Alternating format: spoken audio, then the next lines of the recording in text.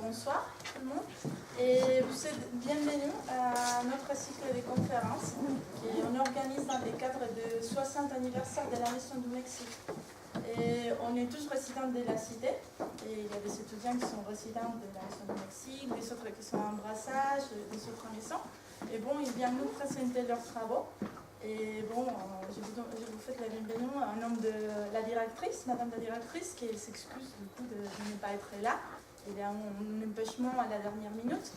Et bon, je veux remercier notre résident qui vient nous parler d'un sujet du coup très intéressant déjà.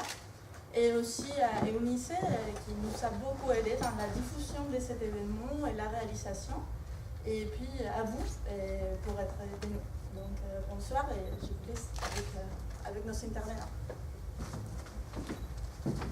Bon, soyez donc les bienvenus toutes et toutes pour cette deuxième table ronde de la France au Mexique, aperçu littérature et l'identité. Pendant 7 heures que nous avons devant nous, nous allons parler à propos de la littérature. Nous avons essayé tous de faire des travaux littéraires qui soient accessibles à un public de toutes les disciplines pour créer donc un espace de réflexion commun avec des interlocuteurs. Et bon, avant de donner la parole aux invités, je tenais donc à remercier vivement la direction de la Maison du Mexique qui nous a permis de créer ce cadre de réflexion, à Carolina qui a conçu ce projet, à Eunice pour la diffusion et le soutien moral pour tous les résidents qui ont des initiatives, et à tous ceux qui ont contribué pour que cette table ronde et les autres aient lieu. Et bon, on va donc commencer par la présentation de Minori. Et bon, je vais parler un peu sur sa trajectoire académique. Lui, il a étudié à l'université de Kyoto et maintenant il est en cours de doctorat à l'université Sorbonne Nouvelle Paris 3. Il a publié des articles, le réalisme symbolique de la description des espaces dans les régions Macar, dans l'étude de littérature française à l'université de Kyoto, et aussi le paysage parisien et la création des personnages dans une amour autour de l'imaginaire aérien, dont étude de langue et littérature française en 2012. Et après ça, il fait une thèse sur la représentation du paysage urbain dans les régions Macar et les trois villes. Et le titre de l'essai qu'il va présenter est Essai sur la représentation de Paris dans les régions Macar d'Émile Zola. Bon, je prends le micro.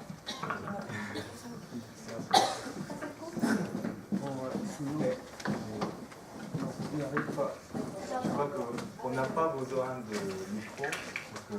On écoute bien si on parle assez fort Ça va? Vous voulez mieux avec le... Mais c'est assez long. D'accord. Merci pour votre présentation très précieuse. Et je vous remercie tout d'abord de m'avoir invité à cette occasion très précieuse aussi. C'est parce que votre maison fête 60e anniversaire cette année et j'ai le grand plaisir de présenter en général mes études devant vous si nombreux ce soir. Mais je ne peux pas dépasser le temps accordé aujourd'hui et je vais commencer tout de suite mon exposé. Pour mes recherches littéraires sur Émile Zola, un chef de naturalisme, une école littéraire au deuxième moitié du XIXe siècle de la France, j'ai choisi pour le sujet d'étude la représentation de Paris dans les rues Macar. Pour mieux vous montrer l'objet de mes recherches, je vais essayer d'expliquer tout d'abord qui est Émile Zola. Ensuite, son cycle romanesque, les rues Macar, et à la fin, pourquoi j'ai choisi ce sujet d'étude, la représentation de Paris dans ses romans. Émile Zola, né en 1840 et mort en 1902, est un écrivain naturaliste qui dirige d'autres écrivains plus jeunes à son époque, tels que Maupassant et Huysmans. Il est également très connu, en particulier en tant qu'écrivain engagé lors de l'affaire Dreyfus à la fin du XIXe siècle. Sur cette affaire, plus précisément le 13 janvier 1898, il a publié un article intitulé J'accuse en l'Aurole, journal français en forme de lettre ouverte au président du temps, Félix Faure, pour révisionner le procès de ce capitaine juif mis en accusation à tort d'un crime. Mais maintenant, j'arrête mon explication sur cette affaire auquel on a consacré jusqu'ici beaucoup de recherches historiques et politiques pour retourner la biographie de Zola. Émile Zola, il est né à Paris en 1840, mais il a grandi à Aix-en-Provence, où sa famille se déménage à son petite enfance pour des raisons du travail de son père, qui est un ingénieur d'origine vénitienne. Dans cette ville pleine de lumière de midi, il a passé son adolescence en se promenant sur les sentiers au pied de Sainte-Victoire, la montagne très célèbre pour les tableaux de Cézanne. D'ailleurs, ce peintre qu'on peut considérer comme pionnier de la peinture moderne est un des camarades les plus proches de Zola au collège de cette ville. Ce qui symbolise cette amitié entre l'écrivain et le peintre des temps modernes, c'est que Zola écrit un de ses œuvres dans les Rougon-Macquart sous un titre très simple et éloquent, L'œuvre. En s'appuyant sur la vie réelle et ses relations personnelles avec les peintres, comme non seulement Cézanne, mais aussi Manet et Monet, Renoir et d'autres impressionnistes de cette époque. Et maintenant, je vais vous faire une description de la ville de Paris dans ce 14e volume des Rougon-Macquart. Je cite. Il était 4 heures. La belle journée s'achevait dans un poudroiement glorieux de soleil. À droite et à gauche, vers la Madeleine et vers la cour législative, des lignes d'édifices filées en lointaine perspective se découpaient nettement au ras de ciel, tandis que le jardin des Tuileries étageait les cimes rondes de ses grands marronniers. Et entre les deux bordures vertes des contre-allées, l'avenue des Champs-Élysées montait tout là-haut, à perte de vue, terminée par la porte colossale de l'Arc de Triomphe, béante sur l'infini. Les Rougon-Macquart, tome 4, page 74. Cette description qu'on voit à travers le point de vue de héros, Claude Lantier, qui nous évoque de certains peintres comme Cézanne, Manet ou bien Monet, est très signifiante puisqu'elle fait une contraste entre l'atmosphère glorieuse autour de héros qui se trouve place de Concorde et le paysage lointain vers l'Arc de Triomphe qui est sinistre malgré son nom triomphal, comme cette description le qualifie béante sur l'infini. On dirait que cette béance infinie symbolise préalablement le destin du héros qui travaille et lutte assidûment avec l'art et la peinture, n'ayant jamais son triomphe. Ainsi, ce roman, qu'on peut considérer comme une sorte de roman de formation, qui se base sur des faits biographiques de l'écrivain, nous donne beaucoup de paysages parisiens, qui contiennent des significations très intéressantes, non seulement au regard de Claude, héros qui se flâne avec ses camarades partout dans la ville, mais aussi au lecteur. Retournons à la biographie de l'écrivain. Après avoir échoué au baccalauréat et passé de plusieurs années qu'on peut qualifier de vie bohème à Paris, à l'âge de 21, il a commencé à travailler dans le service de publicité d'une maison d'édition Hachette. Et il a écrit beaucoup de comptes rendus et articles sur la littérature et l'art plastique pour plusieurs journaux et revues. Jusqu'à vers la fin des années 1860, il a également écrit plusieurs contes et nouvelles comme Conte à Ninon et La Confession de Claude. Et enfin, en 1871, la publication des Rougon-Macquart commence. Si on l'explique en un mot, ce grand cycle romanesque de Zola, c'est l'histoire d'une famille sous le Second Empire, comme s'écrit le sous-titre de cette série romanesque. Mais c'est aussi une histoire à la fois naturelle et sociale. Pourquoi naturelle? C'est parce que ce cycle romanesque a pour principe de certaines théories scientifiques au XIXe siècle, comme Claude Bernal, physiologiste, écrivain, un ouvrage théorique qui influence la science naturelle de cette époque. Et cet ouvrage intitulé Introduction à l'étude de la médecine expérimentale a été modèle pour Zola, qui manipule ses personnages dans ses œuvres basées sur la théorie bernardienne de l'observation et l'expérience. Et en même temps, il a conçu des tempéraments des personnages en lisant un autre ouvrage de physiologiste Prosper Dukas. Traité philosophique et physiologique de l'hérédité naturelle. Et alors, pourquoi social? C'est parce que Zola veut composer un vaste ensemble romanesque qui concurrencerait la comédie humaine de Balzac. À l'instar de l'écrivain précurseur, Zola veut réaliser, dans ses 20 volumes de romans, une histoire sur la ligne de Napoléon III, en mettant en scène d'un côté les hommes politiques, les spéculateurs, les bourgeois parisiens, et de l'autre la classe populaire comme les ouvriers dans la ville, et les mineurs, les agriculteurs, les artistes et les prostituées. Ces 20 volumes des romans naturalistes, dont la moitié a pour leur scène principale la ville de Paris, lui présentent beaucoup d'espaces urbains au temps moderne.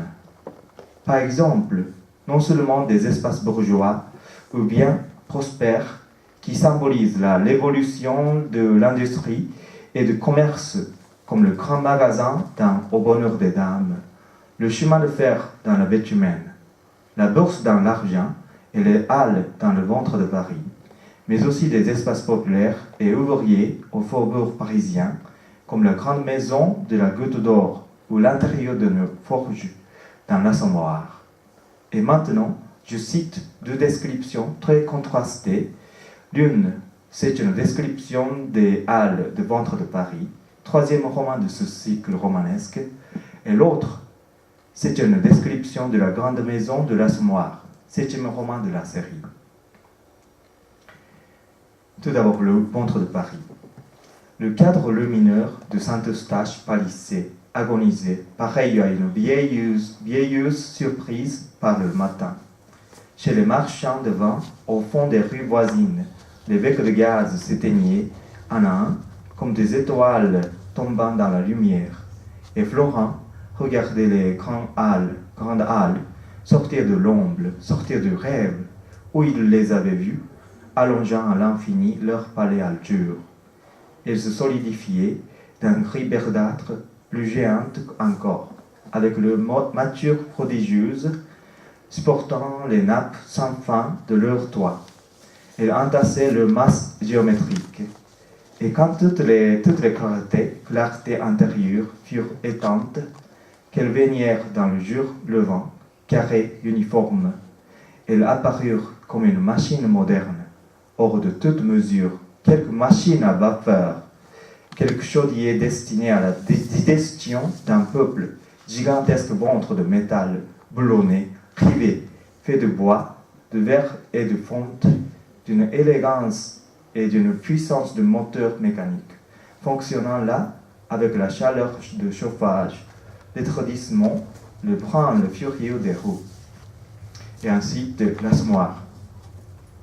Gervaise voulut l'attendre dans la rue. Cependant, elle ne put s'empêcher de s'enfoncer sur le porche jusqu'à la loge de concierge qui était à droite. Et là, au seuil, elle leva de nouveau les yeux. À l'intérieur, les façades... Pardon, je vais projeter.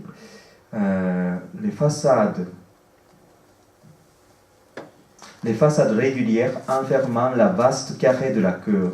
C'étaient des murailles grises, mangées d'une lèpre jaune, rayées de bavures par l'égouttement des toits, qui montaient toutes plates du pavé aux ardoises, sans une moulure sur les tuyaux de descente secoués aux étages, où les caisses béantes des plombs mettaient la tache de leur fonte rouillée.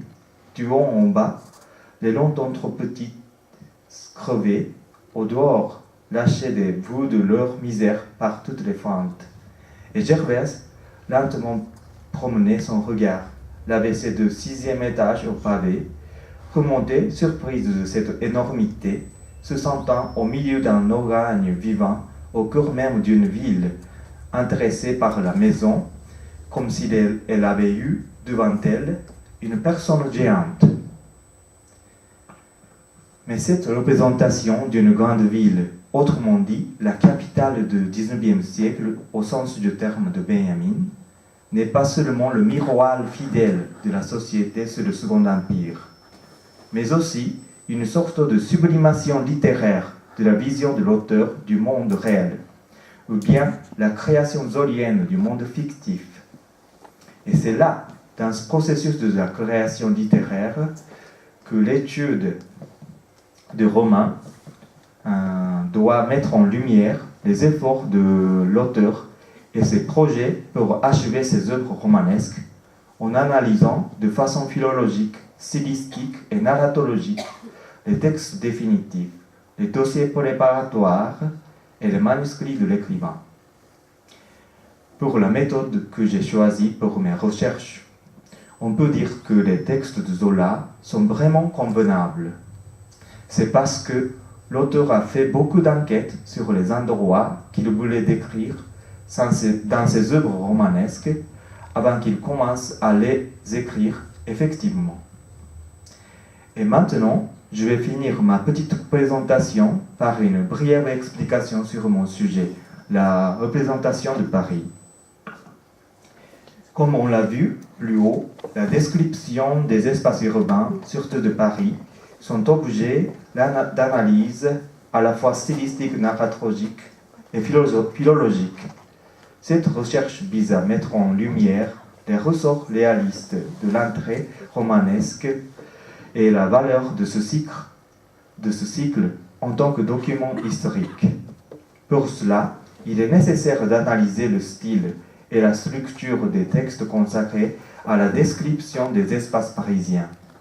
Il convient à cette fin de distinguer plusieurs niveaux entre lesquels ces espaces sont répartis.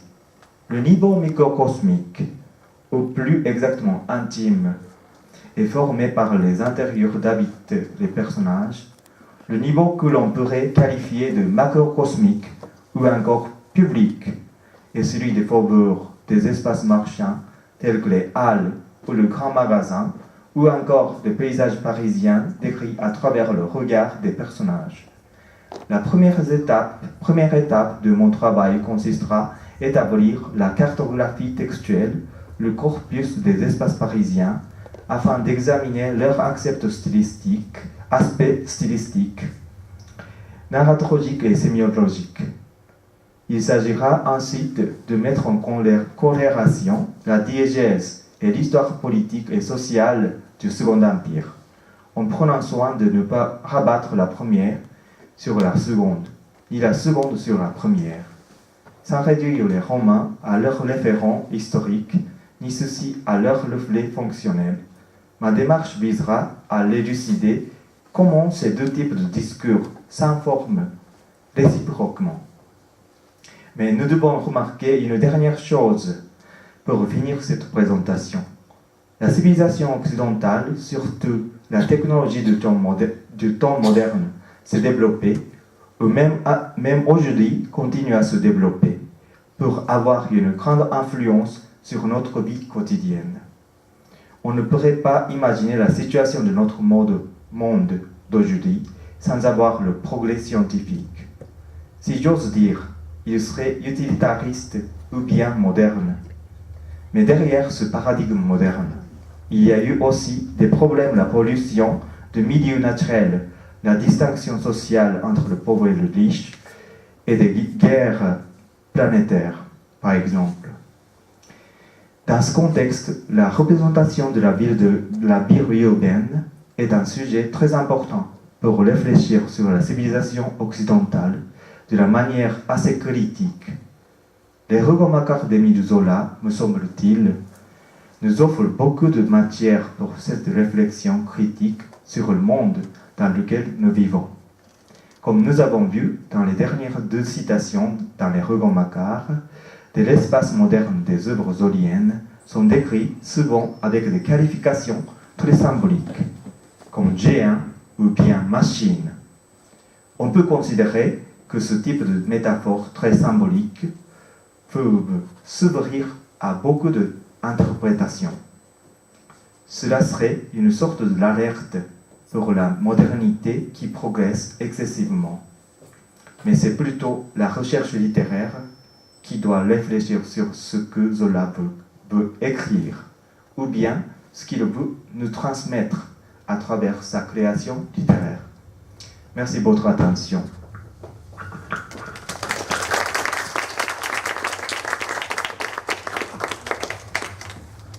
Merci Minori.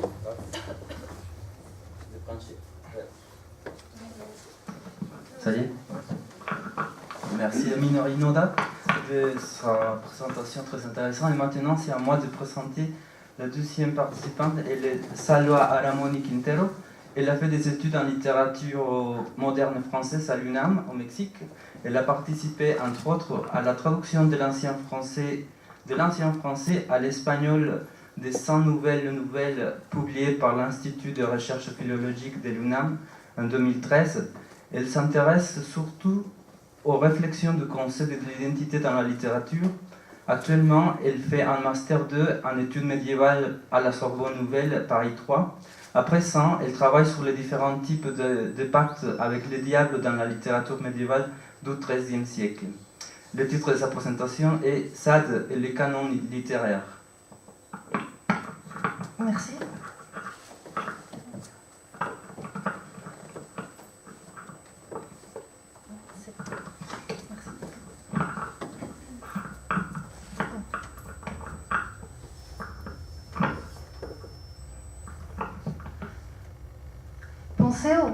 Penser au mot polémique dans le contexte littéraire du XVIIIe siècle, c'est penser inévitablement à Sade. Donatien Alphonse François de Sade est depuis longtemps l'un des auteurs les plus critiqués et censurés. Sa lecture a été interdite pendant près de 2 siècles et pourtant il est considéré un des classiques de la littérature française. De ces affirmations, nous nous posons la question suivante. Est-il possible de ne pas former partie du canon littéraire et en même temps être un classique littéraire? Si nous analysons cet aspect dès le début, nous devons comprendre en premier temps qu'est-ce que c'est le canon littéraire. Il existe une quantité infinie de définitions à ce sujet et autant de points de vue que de définitions. Nous allons éclaircir donc ces questions. Mais d'abord, c'est important de souligner que nous avons évité de tomber dans le cercle vicieux dans lequel nous caractérisons une période avec des données historiques et textuelles précises, comme s'il s'agissait d'une analyse objective et scientifique. Nous ne voulions pas non plus arriver à la vérité absolue à propos du concept de canon. Tous les critiques littéraires croient posséder cette vérité, mais chacun a son talon d'Achille. Comme il n'existe pas une vérité, mais plusieurs, le propos de cet essai est d'abord d'exposer les idées de plusieurs critiques à ce sujet pour montrer que chacun de nous peut former sa propre définition à partir de ces idées. Et aussi de comprendre la place qu'occupe Sade dans son époque et actuellement dans la littérature française. Pour ce faire, nous donnerons quelques exemples pris de la philosophie dans le boudoir et d'Eugénie de Franval. Le mot canon signifie en grec « règle » ou « mesure » et par conséquent « correct » ou « autorisé ». Tout au long de l'histoire de la littérature, il y a eu des livres autorisés et interdits. Nous pouvons observer ceci à l'aide de divers exemples historiques, comme le brûlage de livres en 2012 avant Christ en Chine, ou bien les diverses censures que beaucoup de livres ont souffert de la part de l'Église. Un exemple plus actuel au Mexique, Aura de Carlos Fuentes, qui a été interdite par Carlos Abascal. Ceci nous fait penser précisément à l'idée de pouvoir. C'est logique. Une sélection doit être basée sur une norme, et les normes exigent autorité. Le divin marquis a été censuré à cause de cette idée subjective de qu'un canon strict existe, à cause de la croyance qu'il y a des choses correctes et incorrectes, morales ou immorales. Bien que maintenant, au XXIe siècle, il nous semble que la censure est une pratique historique du passé, c'est jusqu'aux années 60 que la censure est devenue moins stricte du côté de Sade. En 1957, en France, on a jugé et ordonné la destruction de ces livres interdits. Mais en 1958, par une décision de la Cour d'appel, ces livres ont été versés à la Bibliothèque nationale. Au cours des années 60, il n'y a eu plus une censure automatique, sinon qu'on a commencé à juger les livres cas par cas. Mais ce qui est plus intéressant encore, c'est que la censure a changé. Le canon a changé, mais pas la manière de penser et d'agir de l'homme. L'être humain reste le même. Le débat sur l'obscène est toujours en vigueur, mais il s'est transformé. Actuellement, nous pouvons dire que le livre obscène est déjà obsolète, à côté des films pornographiques ou des représentations graphiques qu'il existe. La critique est devenue de plus en plus une critique d'art. Le tableau « L'origine du monde » de Courbet est un exemple clair de polémique qu'on a toujours pour classifier une œuvre comme acceptable ou bien inacceptable. L'exposition d'un sexe féminin à découvert lui a donné aux critiques un grand terrain de discussion et de réflexion. Le critique d'art Hubert Damisch explique que ce tableau est une œuvre qui pose bien la question de savoir où s'arrête le beau et où commence l'obscène. Obscène ou pas, correct ou incorrect, moral ou immoral, en 1990, la plus exclusive éditoriale française, la Bibliothèque de la Pléiade, a inclus l'œuvre maudite du divin marquis avec le slogan « L'enfer sur papier Bible ». D'après cela, nous devons nous demander qu'est-ce que le canon et qui le prescrit. Selon cela, le canon est une liste d'œuvres considérées précieuses et dignes d'être étudiées et commentées. Dans la sélection qu'ont fait les individus n'interviennent pas, comme les institutions qui sont celles qui ont le devoir de faire la liste d'œuvres destinées à être le miroir culturel et idéologique de l'identité nationale. C'est pour cela que plusieurs auteurs affirment qu'il y a une stricte connexion entre le canon et le pouvoir. Mais c'est vraiment nécessaire cette liste ? Oui, sans doute. Le temps de vie d'une personne n'est pas suffisant pour lire tous les livres existants, même pas si la personne vit 100 ans et lit tout le jour. Bloom spécifie que celui qui lit doit choisir. Choisir, c'est cela ce que fait le canon littéraire. Choisir une liste d'auteurs qui doivent être lus. Chaque époque transforme cette liste peu à peu. Des auteurs rentrent, d'autres sont exclus.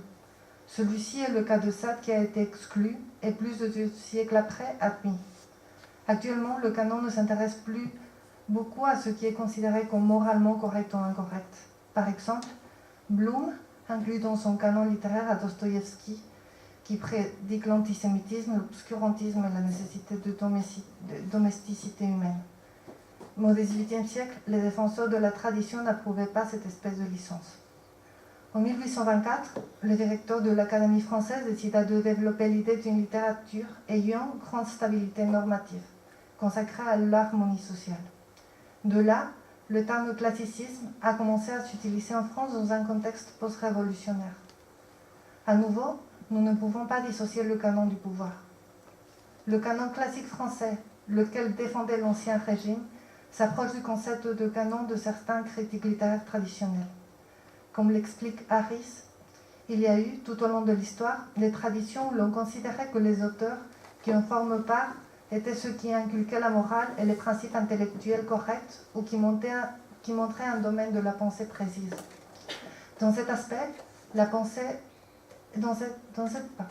aspect de pensée précise, Sade a ses débilités. À son époque, le canon littéraire était la littérature classique, dans le sens appartenant au classicisme. Celui-ci cherchait la perfection formelle et esthétique. Ses principales caractéristiques étaient un ordre précis, en contre du baroque, soumettre tout à la raison, langage correct et clair, et aussi avoir un discours agréable, plaire et instruire. Sade s'éloigne en général de tous ces idéaux et certaines définitions de canon que nous avons déjà révisées. Sade s'éloigne surtout des Lumières, qui étaient d'une manière ou d'une autre le canon. Ce n'est pas une coïncidence que le XVIIIe siècle soit nommé le siècle des Lumières. En premier lieu, les ouvrages de Sade ne possèdent pas une forme stricte. La philosophie dans le boudoir a une forme hybride, qui se trouve entre la narration, le théâtre et l'essai. En plus, à la moitié du 5e dialogue, il y a une section à part qui entrecoupe le discours. Français, encore un effort si vous voulez être républicain. Là, ça justifie plusieurs crimes, entre eux l'inceste, la sodomie et l'assassinat. Crimes totalement immoraux et incorrects, selon la perspective classique et aussi contemporaine. Nous précisons cela car Sade a écrit dans une de lettres pour sa femme, et ce n'est pas, et je cite ça, ce n'est pas ma façon de penser qui a fait mon malheur, c'est celle des autres. Or, cette espèce d'essai, et dans cette espèce d'essai, la pensée de Sade est ordonnée. Dans le prologue, il souligne: pour mieux développer mes idées sur un objet essentiel, nous allons classer les différentes actions de la vie de l'homme. Ces arguments sont toujours accompagnés d'exemples, et ces personnages n'admettent pas le doute, la vacillation, ni de remords face à ces actions, car elles sont soutenues par un discours philosophique rationnel. L'inceste est autorisé selon Sade, car il étend les liens des familles, puisque sans lui, la race humaine n'existerait pas, car le monde est peuplé grâce à l'inceste, commis par les fils d'Adam et d'Ève. Il argumente aussi que la sodomie a été tolérée dans l'histoire par les peuples les plus illustres. Et je cite Sade: Socrate, déclaré par l'oracle le plus sage des philosophes de la terre, passait indifféremment des bras d'Asaspi dans ceux d'Alcibiade. En plus, le meurtre apparaît comme justifiable car la destruction est le mode naturel de l'évolution dans la nature. Je cite Sade: si l'éternité des êtres est impossible à la nature, leur destruction devient donc une de ses lois. Alors, si nous tuons quelqu'un, il s'agit uniquement d'un acte d'aide à la nature, car nous lui aidons à avancer cette destruction. Mais bien sûr, la peine de mort est absurde, car elle manque totalement de logique, le fait de punir un délit par la commission du même délit. Je cite: il n'y a point de plus mauvais calcul que celui de faire mourir un homme pour en avoir tué un autre, puisqu'il résulte évidemment de ce procédé, qu'au lieu d'un homme de moins, on voit là tout d'un coup deux. En outre, si nous nous attachons à la prémisse du canon lié au pouvoir, c'est impossible qu'on aurait pu considérer Sade comme appartenant à ce canon, puisqu'il détruit avec sa littérature tous les idéaux et progrès des Lumières. La morale de Diderot, le contrat social de Rousseau, etc. Sade ferme le XVIIIe siècle en se moquant des progrès et des écrivains et philosophes, et que les écrivains et philosophes avaient fait pour détruire l'ancien régime. Il critique même la principale devise française: liberté, égalité, fraternité. Il assure que la meilleure manière de pratiquer la fraternité est à travers l'inceste. Je cite Sade: je assurais en amont que l'inceste devrait être la loi de tout gouvernement dont la fraternité fait la base. Il justifie le vol car il s'agit d'un acte d'égalité. Je cite: or, je vous demande maintenant si elle est bien juste, la loi qui ordonne à celui qui n'a rien de respecter celui qui a tout. Et les institutions ne permettent aussi les institutions qui ne permettent pas l'homme d'être libre, surtout celles de l'Église ou de la famille. Définitivement, ces idées ne pouvaient pas être bienvenues ni acceptées, bien que Blum dise que, je cite, le texte n'est pas là pour proportionner du plaisir. Au contraire, pour fournir le plus suprême des plaisirs, qu'un texte mineur ne fournirait pas. Et pourtant, Sade est considéré comme un auteur classique. Non qu'il fasse partie du classicisme, mais dans le sens général du terme. Dans le 3e tome de l'encyclopédie, qui ne se trompe jamais, apparaît la définition de classique. Je cite: ce mot ne se dit que des auteurs que l'on explique dans nos collèges. Un auteur classique est une référence, un modèle, une autorité linguistique. C'est aussi un auteur qui est élu à l'Académie française. En tout cas, il s'agit de fixer une loi pour pouvoir avoir une référence quand nous parlons de littérature. Delon explique que le principe du choix d'auteurs classiques est lié à des institutions scolaires ou académiques et à la volonté de fixer une norme, de pérenniser des valeurs. Et dans les programmes de littérature française, dans la plupart, Sade est inclus. En outre, il apparaît et a un grand poids dans les histoires littéraires du XVIIIe siècle. Sade construit ses personnages comme il pense que l'être humain est en réalité, égoïste, guidé uniquement par son propre plaisir, criminel. Dans ses livres, la vertu fracasse toujours, et le vice est récompensé comme s'il s'agissait du chemin correct. Ces livres sont-ils une critique ? Peut-être qu'ils sont seulement une image de la société corrompue et d'un état hypocrite que Sade détestait. Solaire ironise à ce sujet en disant qu'il n'y a pas de grande différence de couper le cou délicat d'une dame lentement et avec du plaisir, à le couper avec une guillotine. Mais pouvons-nous penser Sade comme moraliste ?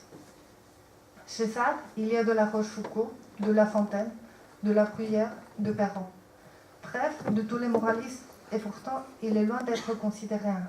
Chacun d'eux, à sa manière, avait conçu un système moral qui visait à apprendre, car le premier principe de tout moraliste était celui d'enseigner à travers l'exemple. Des manières de moraliser, il y en a plusieurs. Certes, celle de Sade ne sera pas celle de Maxime. Ce ne sera ni celle des animaux personnifiés, ni celle des caractères, non plus celle des chaperons rouges. Mais une manière de moraliser, c'est aussi exposer le mauvais, pour ainsi pouvoir avoir l'intuition du bien. Le critique Sanchez affirme que Sade décrit une réalité qu'il voudrait détruire jusqu'à ses racines, et n'essaie pas de justifier avec des fables hypocrites une culture décadente. Tradition littéraire. C'est une expression qu'on étudie beaucoup actuellement. Tous les pays ont eu son apogée littéraire, qu'on le nomme siglo de oro en Espagne, Trecento en Italie, âge élisabétain en Angleterre, classique en Allemagne et classicisme en France. Toutes ces époques sont comparables du point de vue de la perfection esthétique et de la supériorité culturelle qu'elles sont censées conférer à la nation qu'elles représentent. C'est possible que ça ne s'inscrive pas dans le classicisme français, mais c'est aussi possible qu'il soit des auteurs les plus critiqués de son temps. Et cela est peut-être une des raisons pour le considérer comme un des auteurs que nous devons lire avant de notre mort. Bloom dit que la valeur esthétique émane de la lutte des textes dans le lecteur, émane de la lutte des textes, dans le lecteur, dans le langage, dans les cours, dans les discussions. Tous les anticanons ou les propositions pour ouvrir le canon ne sont que de nouvelles formes de créer de nouveaux canons. Par exemple, la thèse Laster-Fowler qui distingue 6 types de canons. Le canon est le canon potentiel qui englobe tout ce qui a déjà été écrit, le canon dans un moment donné, le canon sélectif qui est celui de la liste d'auteurs qui apparaissent dans les comptes rendus et les anthologies, etc. Cette division du concept de canon que fait Fowler nous fait faire une réflexion sur la difficulté de trouver une seule définition et de l'inexactitude des définitions précédentes. En somme, il n'existe pas le canon, mais des canons. Les sélections doivent être basées dans une norme et les normes exigent une autorité. C'est nécessaire d'avoir un point de référence pour pouvoir choisir, faire la sélection, remarquer, séparer. Il ne faut pas le nier. La formation d'un canon a toujours été une question élitiste.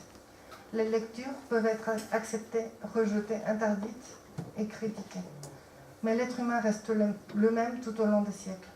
C'est précisément par cette raison qu'il y a des œuvres qui transcendent, qui deviennent des classiques, quoiqu'ils ne forment pas du canon. Les auteurs classiques sont ceux qui sont capables d'écrire des thèmes valides pour n'importe quel contexte historique et n'importe quelle époque. C'est pour cela qu'ils transcendent, car ils ne nous font pas être des meilleurs ou des pires êtres humains, mais ils nous apprennent ce que nous sommes en réalité. Dans cet aspect, ça s'est anticipé à Freud quand il dit que l'homme est un être pervers. Donc, voilà.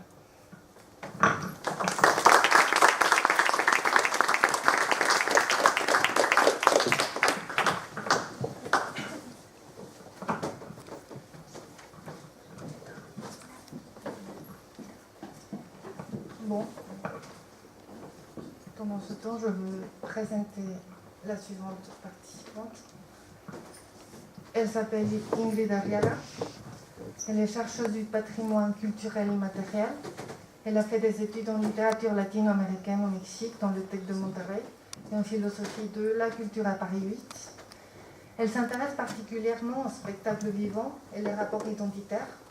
Actuellement, elle travaille philosophie de l'image, le rapport entre le matériel et l'immatériel du patrimoine culturel. Et le titre de sa présentation, c'est « Les traces iconoclastes des chroniques de Jorge Ibargüengoitia ».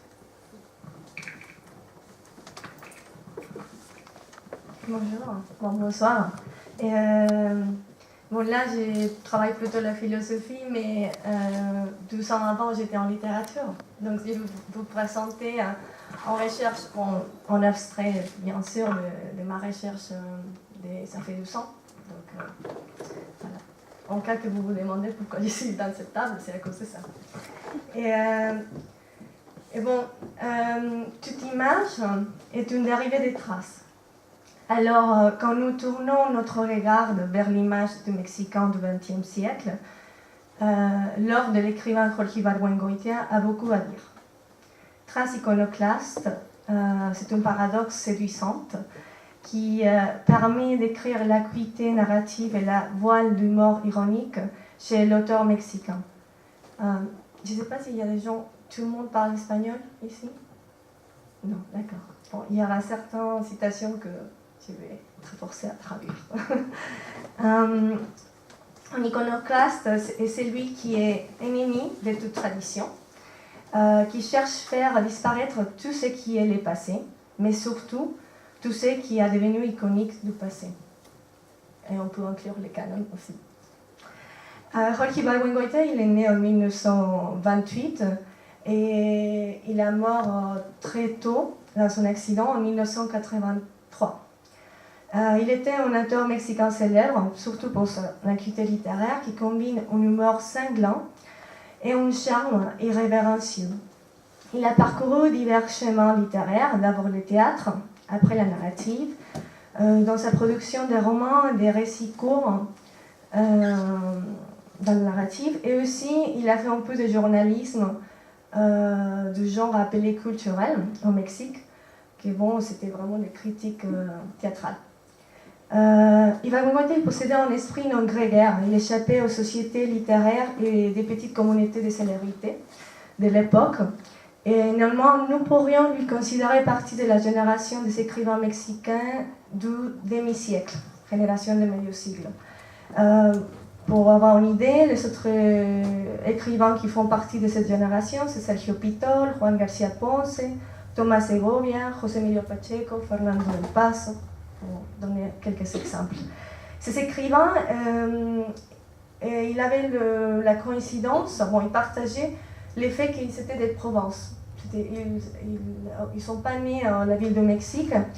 Et aussi, ils partageaient des lectures et l'intérêt, et surtout les vifs désirs, de dire ouvertement l'évolu, sans aucune censure, qui dans les années 50 au Mexique, c'était assez difficile.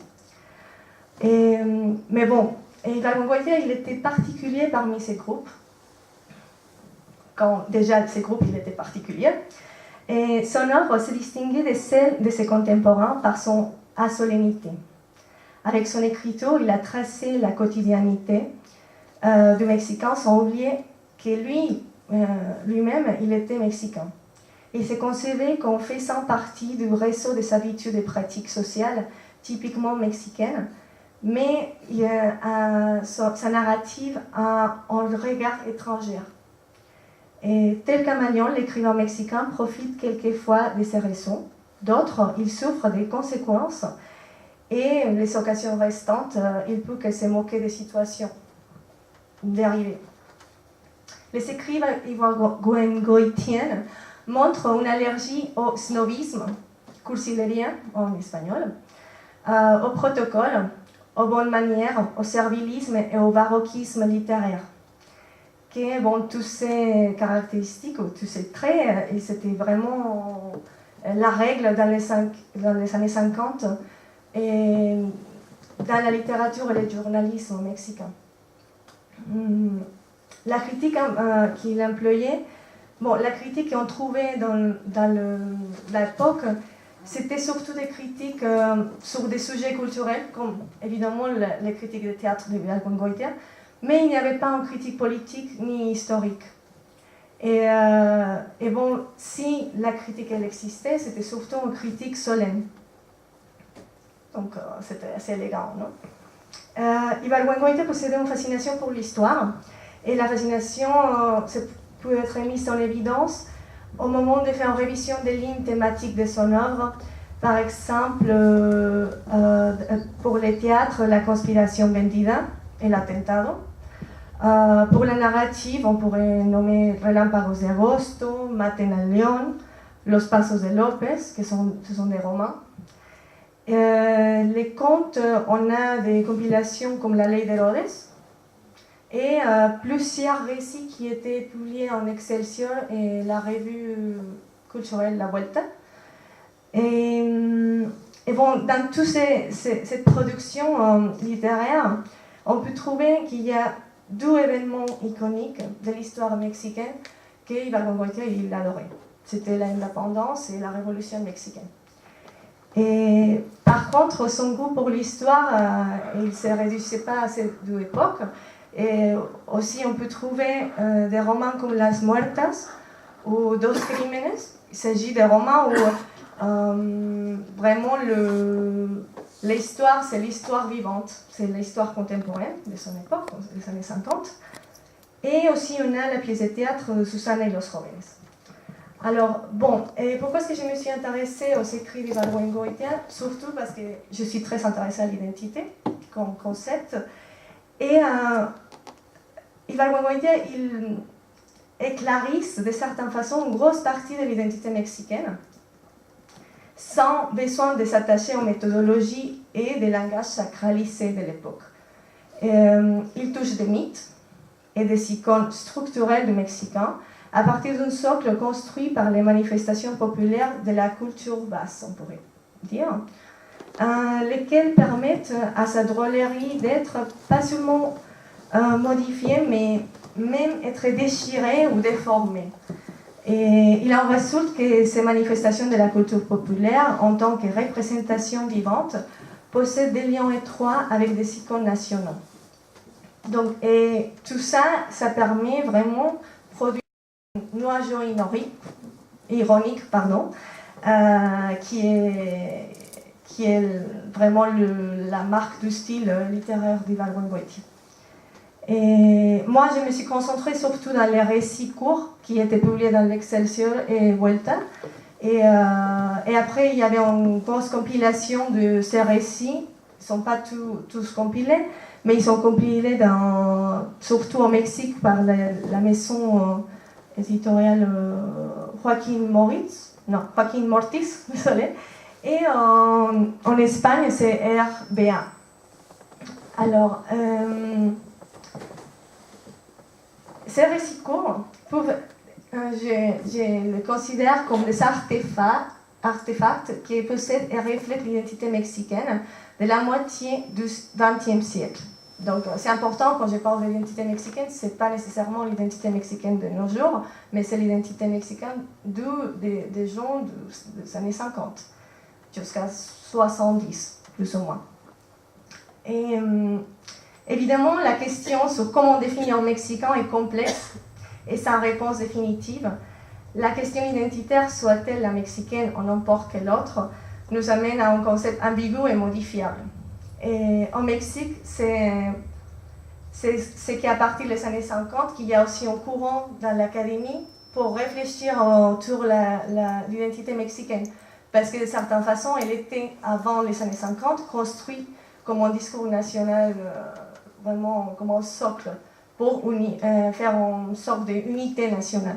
Mais c'est à partir des années 50 que ça commence à vraiment être critiqué dans l'académie, pas dans la littérature ni le journalisme. Voilà. Alors, la question, ça va, si existe-t-il vraiment un modèle typique du Mexicain? C'est difficile à dire. Et bon, si tel cas existe, quels sont les traits qui lui conforment?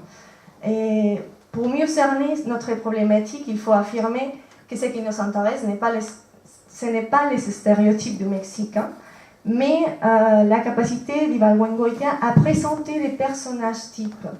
Donc, évidemment, quand on parle d'identité, c'est difficile à penser en une seule image.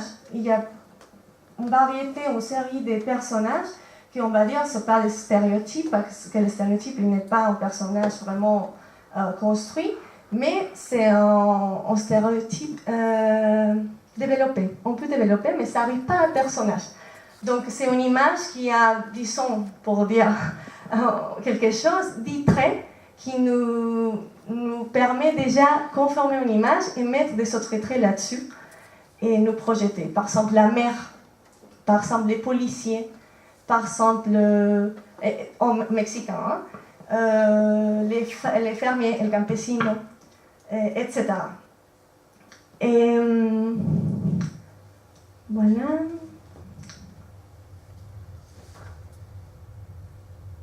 Alors, ces récits sont des natures mixtes, il faut dire.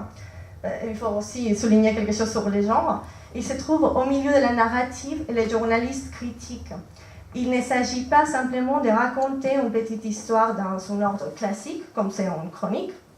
Ibargüengoitia commence en général avec une anecdote personnelle et nous avons l'impression qu'il partage ses pensées. Et donc on a l'impression qu'il n'y a pas une vraie organisation narrative, mais il existe bien sûr. Mais donc on suit sa pensée et c'est comme ça qu'il filtre la critique ironique. Donc l'ordre des idées n'est pas nécessairement logique, mais la plupart fragmentaire. Ces récits possèdent l'instantanéité et subjectivité d'une chronique et l'imagination de la fiction. Chaque récit est une sorte de tricotage des répertoires canoniques construit par un déplacement des codes et une réappropriation des ressources culturelles et historiques mexicaines. Dans certaines occasions, le récit ibargüengoitien semble posséder une structure narrative des fabules, surtout par son conseil final. Ils sont moralistes, mais il y a une petite nuance là-dessus dans la morale des fabules ibargüengoitiennes. Ce n'est pas une morale fermée, c'est une morale ouverte. Donc, qu'est-ce que ça veut dire? Que c'est vraiment une morale qui nous invite à réfléchir. Ce n'est pas pour dire « Ah, ça c'est mauvais, il ne faut pas agir comme ça ». Non, c'est « Ah, ça c'est bizarre, donc là, qu'est-ce qu'on va faire? Pourquoi c'est ça ?» Il y a une sorte vraiment de dialogue entre le lecteur et le texte. Bon, alors pour vraiment voir tout ça, j'ai choisi un récit, en particulier ce récit, il est très narratif, c'est-à-dire on ne peut pas voir vraiment le développement de la pensée d'Ibargüengoitia comme je viens de décrire, parce que celui-là c'est vraiment, bon, comme on voit dans les titres, c'est conte pour l'enfant révolutionnaire. Et donc déjà, bon, on voit qu'il y a une tendance narrative et fictive très claire.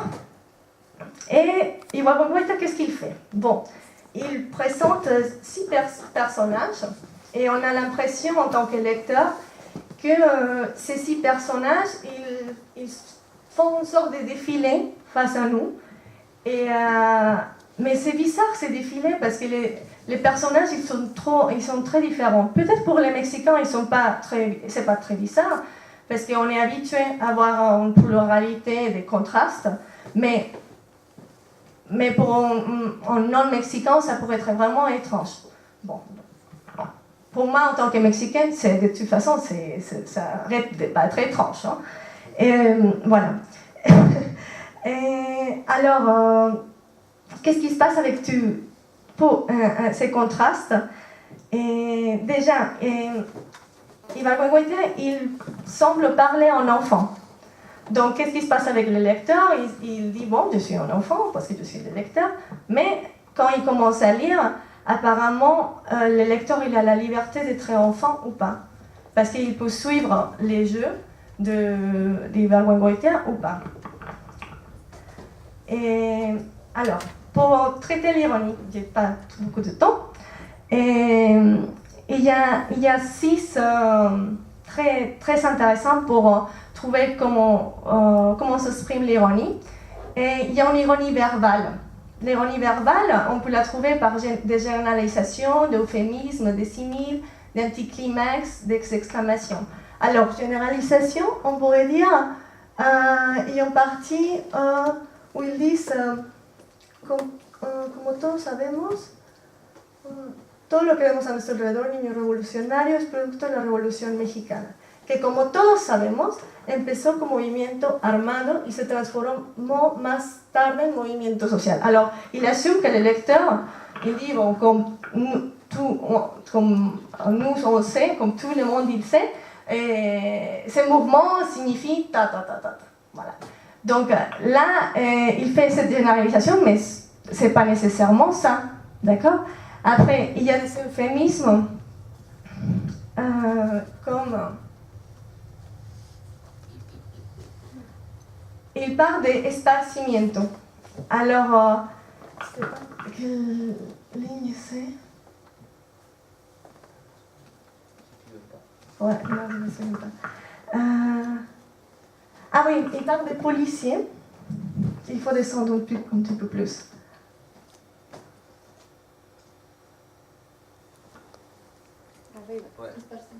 Eso que tiene adentro se llama policía. Ah, eso que tiene adentro, bon, il parle d'une voiture. Alors, ce qui est à l'intérieur, c'est des policiers. Et sa fonction est protéger la société démocratique dans laquelle on vit. Et vigiler que les lois soient respectées. Maintenant, tu peux les voir dans son moment d'esparcement. Bon, c'est quoi l'esparcement en français? De dispersement. Oui, dispersion, ouais. Et ils sont en train de manger un pastèque qui sont volés à un fruitier.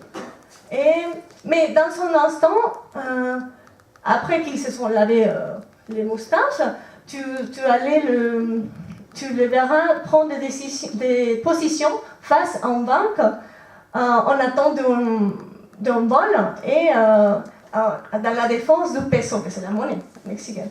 Donc il y a toujours ces contrastes et il y a un jeu de continuer avec le discours du conte, mais vraiment c'est sarcastique, c'est toujours ironique.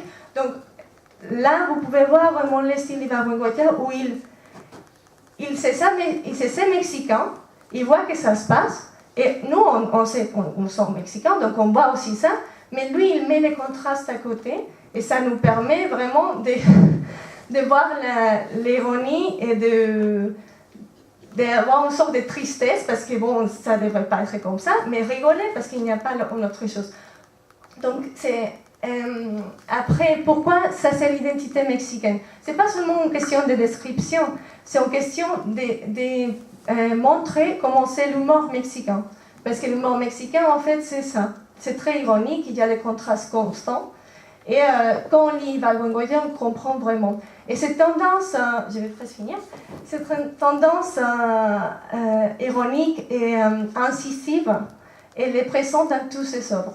Et on ne peut pas comprendre l'identité mexicaine sans penser aux différentes versions du mexicain des années 50. Voilà. Bon, si vous avez des questions, j'avais plus de choses à dire, mais voilà.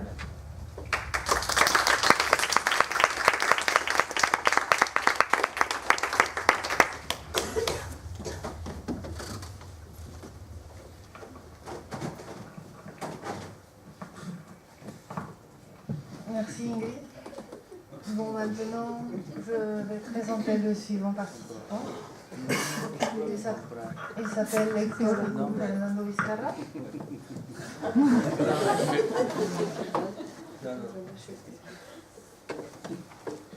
Bon.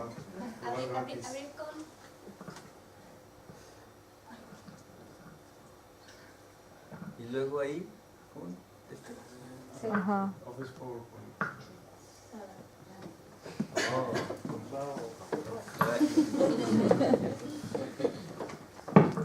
F5. Bon, Héctor Fernando Vizcarra, Lui, il est traducteur littéraire, doctorant en lettres par lui-même, membre du laboratoire interdisciplinaire de recherche sur les Amériques de l'Université Rennes 2.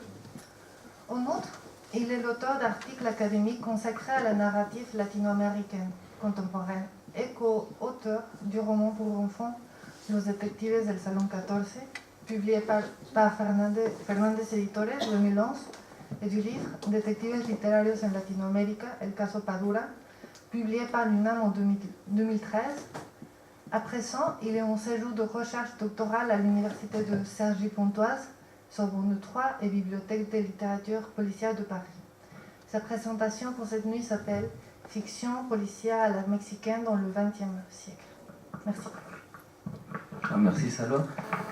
Merci tout le monde pour être venu. Moi je vais fermer notre table ronde de littérature en vous parlant un peu sur les fictions policières à la mexicaine. Je vais faire vite parce que à la fin j'ai une petite présentation de cinéma avec les séquences.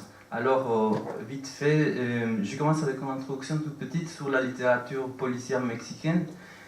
En fait, la première moitié du XXe siècle est plutôt faible. Il n'y a pas beaucoup de production, il y a seulement des magazines spécialisés qui font des traductions des contes surtout américains, quelques français, mais après ça, il n'y a pas beaucoup. Il y a le premier roman policier mexicain qui s'appelle L'obligation d'assassinat d'Antonio Elu.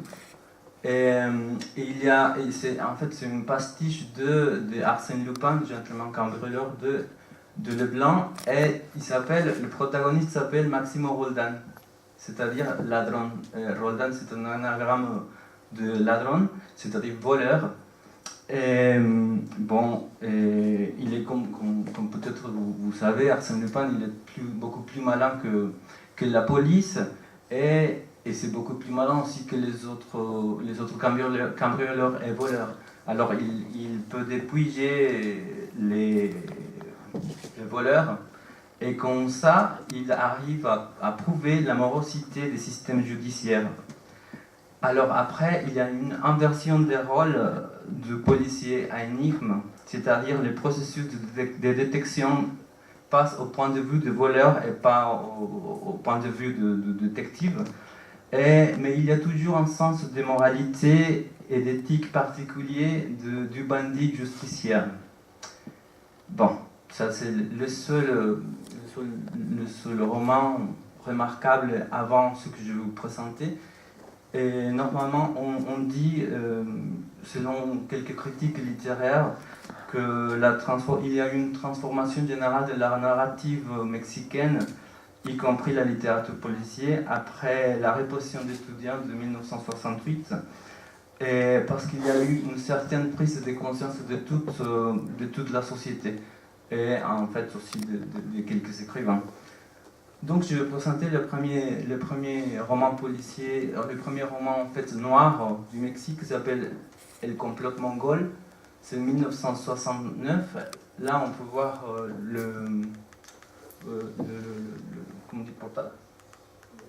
la couverture de l'original, la plus récente, en espagnol, et ici il y a au sarpin noir la version en français. Là, ce roman est écrit avec un langage colloquial cru et voire vulgaire. Et sans doute le premier roman noir mexicain est resté un des plus connus et des plus traduits. Le personnage principal s'appelle Filiberto Garcia, et il doit, dans son enquête, il doit dissoudre une conspiration chinoise au Mexique pour tuer le président des États-Unis. Il a été choisi par l'armée mexicaine pour mener l'enquête en secret. Il est obligé d'être accompagné par 2 agents étrangers, un KGB et un CIA. Alors là, on voit la formule des blagues à la mexicaine. Il y a le Mexicain, c'est le Mexicain, l'Américain et le Russe. Et après, qui va gagner? On va gagner les plus malins. Ceux qui sont les plus maladroits peut-être, mais il va gagner le Mexicain, parce que les autres sont tués. Alors, c'est un mélange de romans d'espionnage, de romans noirs. Et il y a une intrigue internationale avec un tueur sorti, c'est-à-dire un tueur sorti de la Révolution mexicaine, qui c'est Filiberto Garcia, il est dans la soixantaine. Et sa seule activité productive est de faire le sale boulot, c'est-à-dire de tuer les individus gênants pour le régime. Pourtant, on peut distinguer une modification dramatique du personnage, car finalement, il arrive à remarquer qu'il n'est qu'un instrument de répression nécessaire, mais jetable. Filiberto Garcia n'utilise pas l'observation ni la raison, comme chez Holmes ou Lupin ou Máximo Roldán, mais plutôt la force et parfois la violence. Comme la plupart des détectives, il est célibataire, et pourtant, dans l'ascension morale au cours de l'histoire, il tombe amoureux. À la fin, ce que le complot mongol communique, d'ailleurs très actuel, un sujet très actuel, est la prédominance d'un système de légalité faible, pourri, une corruption généralisée et un pays où, si on a peu de pouvoir, on peut tuer en toute impunité. Après, ça c'est plutôt le premier roman policier mexicain, noir, oui, très connu, mais il y a eu des gens qui ont suivi avec le personnage, et c'est les cas, c'est beaucoup plus connu, je crois, en France et en Espagne. Il est un auteur avec beaucoup de thèses, de sujets de thèses. Je l'appelais la série Héctor Velasco Aranchain. Il s'appelle, c'est le détective de Paco Ignacio Taibo II. Il écrit 10 romans du même personnage depuis 1976. Au début, en fait, c'était une trilogie. La trilogie, il devait présenter le personnage, après faire une autre enquête, et après il allait tuer Velasco Aranchain. Il le tue, mais on le demande, le lecteur, on demande de le ressusciter. Et alors il a fait ça, et après il a écrit beaucoup de romans, je dirais faibles, mais en fait la dernière il a écrit à 4 mains avec le sous-commandant Marcos. Et bon. Alors, ce sont 10 romans de la série, et c'est plutôt la vie. Il y a le personnage principal, mais aussi un autre personnage principal, que c'est la ville de Mexico. Et c'est un personnage clé de la série. Il y a toujours une dynamique amour-haine entre le détective et son entourage urbain pendant l'enquête. Et c'est présenté comme un espace hétérogène et labyrinthique qui conduit les actes violents et chaotiques du quotidien des habitants de la ville de Mexico. La ville, alors, est une métaphore de la corruption répandue au Mexique, mais aussi représente l'espoir d'une société plus juste, car les romans de cet auteur, c'est-à-dire de Paco Ignacio Taibo II, ont été conçus en tant que récit d'émancipation. Ainsi, Velasco Aranchain appartient à une famille de partisans. Son père est un basque républicain et résistant pendant l'occupation nazie en France, et son frère est un activiste anarcho-syndicaliste. Ses méthodes de recherche sont plutôt faibles, car il doit combattre les assassins en série, mais aussi la police. C'est le vrai truc. C'est les défis, c'est les vrais défis. La police, l'armée et les hommes politiques. Donc, il doit agir comme un héros solitaire. L'enjeu et les défis de Taibo se situent en la récupération des faits qui font partie de l'histoire noire, c'est-à-dire l'histoire cachée du Mexique contemporain, notamment la Guerra Sucia, ce qu'on appelle la guerre sale des années 70. Il s'agit donc des chroniques sur ces épisodes qui ont été écartés de l'histoire officielle, des romans qui veulent s'opposer à l'oubli et au silence. Selon la conception éthique de cette saga, les assassins solitaires ou les crimes organisés à petite échelle sont encore moins dangereux que les injustices du modèle capitaliste à la mexicaine, où il y a forcément une absence d'égalité. De la même manière qu'un héros moderne, Velasco Einstein meurt, se sacrifie dans le troisième roman. Pourtant, en raison du succès, la popularité et le charme du personnage, l'auteur a décidé de le ressusciter quelques années plus tard. C'est comme ça qu'à présent, la collection est conformée par une bonne dizaine de livres dont les aventures se passent à Madrid, à Chiapas ou aussi à la frontière nord du Mexique. Alors, normalement, on dit que Taibo a ressuscité le personnage juste parce qu'il a eu beaucoup de succès. Et bon, c'est vrai parce que les autres romans ne sont pas assez remarquables, mais c'est vrai aussi qu'il y a il y a un très grand bouquin qui s'appelle Todo Velasco Rein, c'est surtout. Et maintenant c'est très très bien vendu. Il y a tous les romans qui sont traduits en français, en français, en allemand. Il reste les plus connus des auteurs policiers, je crois que de l'Amérique latine en fait. Et bon, après, je vais vous montrer vite les premières séquences de trois films tirés ou inspirés de ce roman policier. Il ne s'est pas passé beaucoup de temps après les premières éditions de chaque roman pour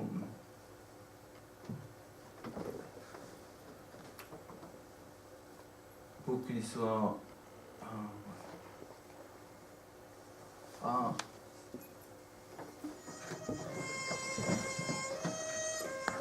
Là, c'est le complot mongol.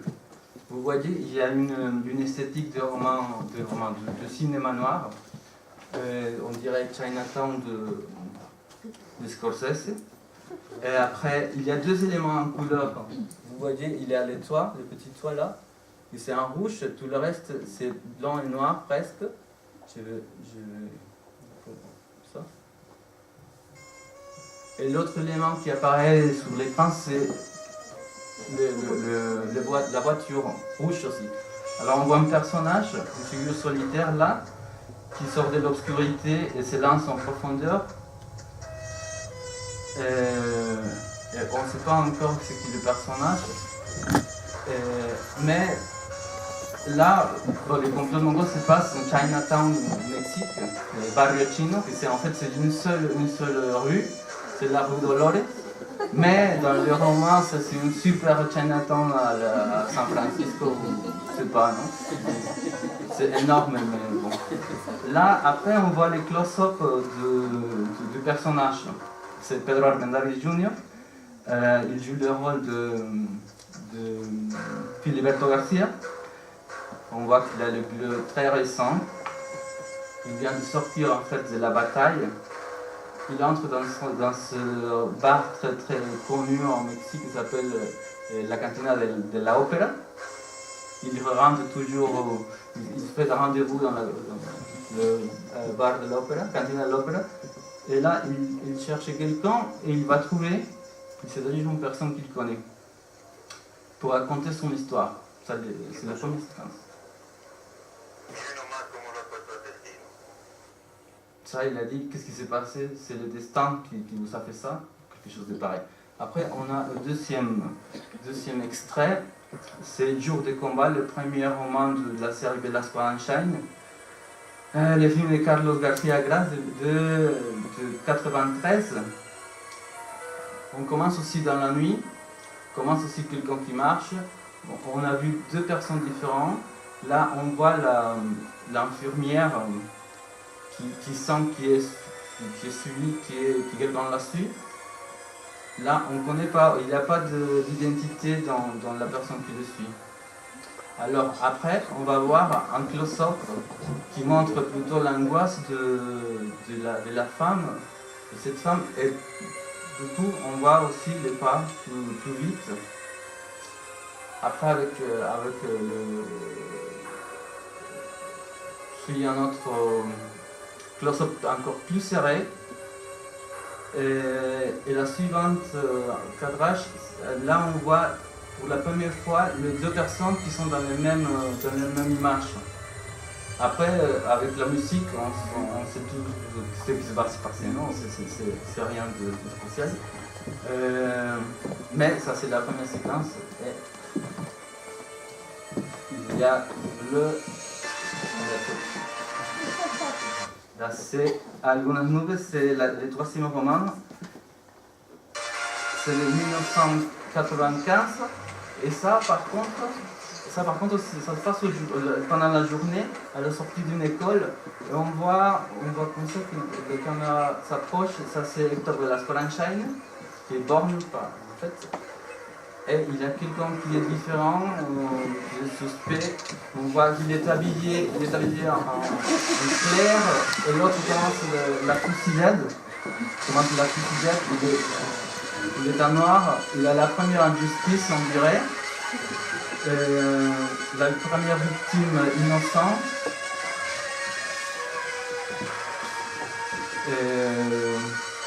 Et puis on va voir, il n'y a pas de dialogue. Les dialogues sont des balles dans la ville. C'est comme ça qu'on a fait.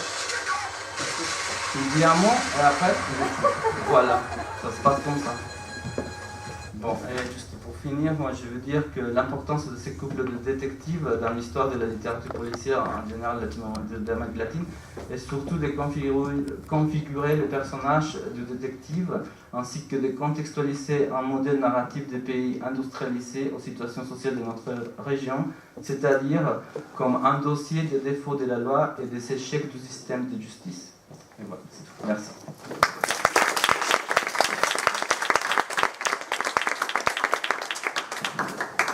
Bon, merci Hector.